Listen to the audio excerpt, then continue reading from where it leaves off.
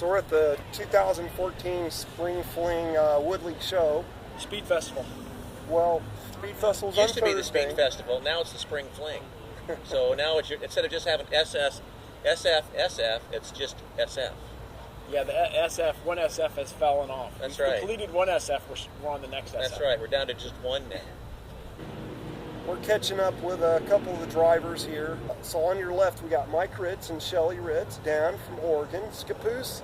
Scapoose. Yeah, Scapoose. If you can't say Scapoose, people think you're from California. Yeah, it's like a stigma. So Okay. it's Scapoose. And that's like an Indian name? Like it means gravelly plain. Gravelly plain? Yeah. Like airplane? No, like gravelly plain, like flat, like gravelly plain. area. Gotcha. So we're here with the Team Starfish Barracuda number 15. It's the first outing since it's redo. That's right. We had a little mishap up in Seattle in 2012 where basically the whole engine compartment caught fire.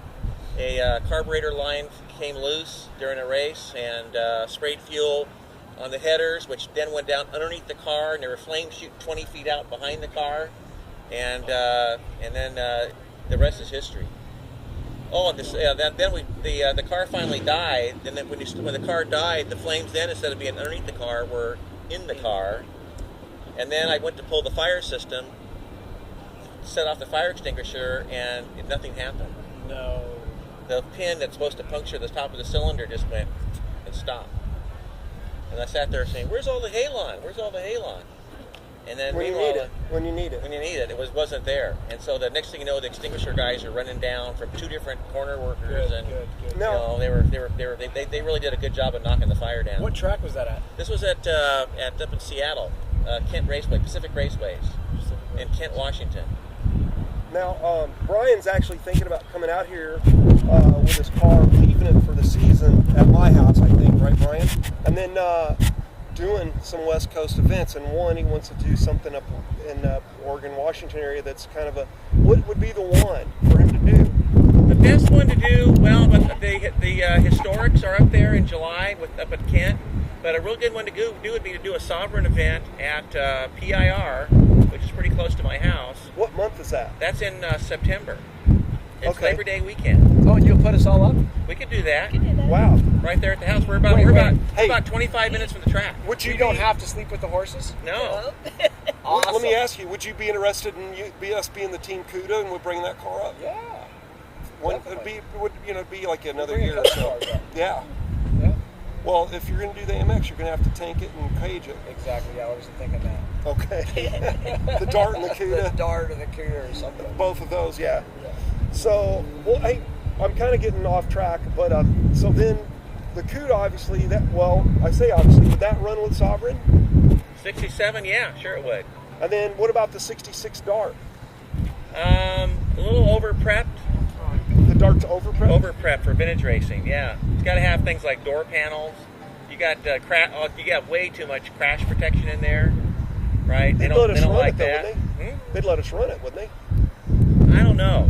The door panel thing and the dash, it has to be as it would have run in 1966. And that car is a little bit too much, yeah. Well, but ask them bringing in from the long distance. But maybe you know they what? can- Money talks. Well, and the thing of this is Yeah, we're not money taking any talks, points away from anybody. No, we you're just want not. to come and You're put on not. a show. Yeah. Come and be part of the show. And we can validate it. Oh, but you know what? We'll bring them our dyno sheet for the 215 horsepower, and maybe they'll relax a little. Yeah. Yeah, Well, I think they will relax once they see us run. I don't know. I think it'd probably fly. I think it'd probably fly. Just for you guys watching that loud revving engine that you heard, it kind of doesn't seem like it fits in here at the Mopar show. You're like, what is it? It's one of the K cars. So it helps save price for a 1982. That's what that was. That had the 4-cylinder Hemi. It actually had a badge on the side that said 4-cylinder that Hemi? Hemi. It said Hemi. 2.3. It's a Mitsubishi engine, maybe. No, it's a Hemi. That's a It's Mitsubishi Hemi. 2.2 or 3. So, Mike, that thing you were talking about the That wasn't a Halon, K-car. pulling it and not having it. That's right. That reminds me of a Laguna Seca story, which you were there for. Which That's was, right. I was out on the track, and I don't remember what happened, but Halon went all over the engine compartment everywhere. I figured that the flaggers or somebody saw like the white smoke coming out of the car, and so I had to pull off the track, and I pulled off at the place that was the shortest shortcut to our pits, and also I didn't have to drive all the way around the track with that. Actually, at this point, I think it was the expanding foam. Yeah, I don't think it was Halon, because Halon is a gas. Yeah, no, it was foam. It was a foam, or it was a dry chemical. So I pulled off, let's see, turn 2, turn 3, at turn 4, I pulled off left there. The guys were like, I got to get into the pits, So I cut in, I said, I got a problem. So I cut through, went to the thing, and I started scrubbing out all the foam as quick as I could before the tech guys and the scrutineers came over, and I got disqualified. And I didn't have another replacement for it for the weekend, so we got it cleaned up and I raced some more. Now, is there a chance you could have cleaned up your car up at Kent and before the tech guys noticed and got it back out on the track? No. It was everything in the engine compartment was charcoal. So the wiring, the wiring was gone. There was just the copper and the wire left. The distributor cap had melted over the distributor. The only thing left of the spark plug wires was the carbon center core. I mean, you know, the air cleaner. The air cleaner had. So you're having spark scatter?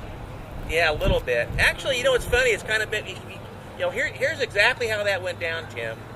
I'm driving around. It's the second lap of a warm-up practice of a qualifying session, right? So you have one lap where you kind of work the car Saturday? up. This is on a Friday. Friday, it's qualifying for Saturday and Sunday racing. And I'm going around, and the car's running fine, and we're following a Corvette, Larry Stark's 69 Corvette, and I'm right behind him, and all of a sudden I smell this fuel, and it's like, what's that smell? It smells like fuel. And you know, but that you get that when you're racing, because sometimes guys overfill their cells, and all the cells are vented, right? So you get a little extra fuel, and sometimes they dump a little extra fuel out. So I didn't think anything of it. Then we came around for the second lap, and there's kind of a big, like a sweeper turn, kind of like you have at Willow Springs, only a little bit smaller. You know, that big sweeper before you hit the straightaway? There's a smaller version of that at Seattle. And I'm going around that, and the car's starting to miss. And what the hell's going on? This car never misses. This thing does not miss, period. End of statement. It runs like a top. And I started missing. That's what's going on there. I go down this 3/4 mile long straightaway. I get down to the end of it. This missing starts getting worse. And now I can kind of sense there's something drastically wrong with it. And I go start down this hill, which is kind of like the Seattle's version of the corkscrew, Laguna Seca. You go down this hill, and then you take a sharp right, and then you go down like that. I go down this hill, and all of a sudden now I'm starting to see smoke. And I'm like, this is not good. This is even worse. But then at the bottom of the hill, my car just stops. The engine dies. And then I realized, then I can start seeing flames come out from underneath the hood, right just about where that windshield wiper is. You can see flames coming out, and I'm watching the paint starting to bubble on the hood. Wow. At that point, I very carefully reach over and say, "Oh, this is great! I got a fire. Oh, what do I do?" So I pulled the fire pin. I sat there and go, "That was uneventful." Yeah, something's supposed to happen here. At that point, I decided, you know what? I better get the hell out of here. So then I scrambled out of the car, and by that time, the fire guys were running down with their extinguishers. And unfortunately, one guy had a water extinguisher, and one guy had a dry chemical. And you should see the mess that it made of the motor. That stuff is so corrosive. Anything aluminum in there, anything metal in there, it just got everywhere. Luckily I was pitted next to a bathroom that had a hose, and we're actually able to hose all that stuff out of there before we loaded it up in the trailer. But the engine compartment was basically everything in there that was plastic, melted, or burned. The air cleaner, you'd be surprised at what a great wick one of those K&N air filters make. Think about it. It's got a little oil in there. So that's basically a wick. Yeah, let me ask you something. Was it that one of the floats or needle and seat stuff? No, or was it shooting gas? No, AN6 fitting backed off. Okay. Oh, that's right. And because of that, I had Chris torque stripe all the fuel fittings on the car before the Lemons race. And the first thing I did at Willow Springs was take the air cleaner off and check every one of those fittings. Yeah. After I ran the car to make sure, check for gas. And that one time, I had not done that. I checked the few that were easy to get to without pulling the air cleaner, but I did not go to the bother of yanking the air cleaner off, and that was a big mistake. It was a prep problem on caused by myself.